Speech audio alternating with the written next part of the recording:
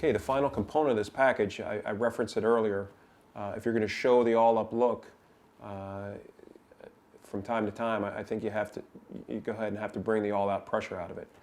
So I think as teams kind of see you, bluff it, and they kind of get used to it, it's important, and there are going to be critical times in the game where you have to, high risk, high reward. As a lot of times, as we say, as we're getting ready to run an all-out cover zero, we say, well, somebody's band is going to be playing after this play. We're just not sure who. So, but I think there's a time and a place for cover zeros.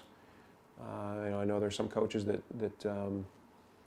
really shy away from running them. You always like to have that insurance policy in the middle of the field or a defender in the post.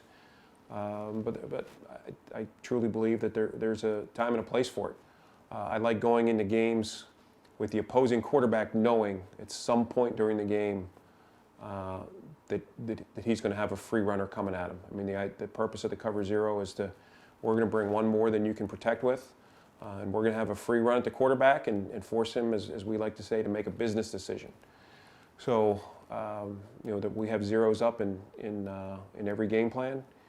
And most of the time we'll end up running one or two. But the key thing for us is that we want them to be direct. We don't like our cover zeros to be exotic. There's nothing worse than watching a team run an all-out blitz that has some type of looper or a twist or some type of game, and that player ends up being the free player, but the ball's already out. As you see, offenses have evolved to the point where the time from snap to release of the ball is getting quicker and quicker each year. And if you want to get to a quarterback or at least affect them, everything has to be, straight line, point A to point B, as fast as you can get there. So this is our cover zero pressure out of the double mug. So we go ahead and it's the same look. And the reason we have these guys drawn this way is we always like to buy that bonus defender. I talked about that in a previous clip. So how we coach these guys is whichever way the center steps. He's going to have to block one of the two. Whichever way the center steps, we're going to go ahead and engage him, make sure we bought that block, and then we can go ahead and drop out. What we don't want to do is assume that I'm going to be the dropper and either go slow or drop right away and then have you end up being the free runner. So these guys, if they don't make it back out, that's fine. This is just a little insurance help for whether it's a scramble, a shallow crossing route, is we can end up buying an extra defender to come out. Again, that whole defending in layers concept. Okay, you can see the situation of the game. It's tied. It's late.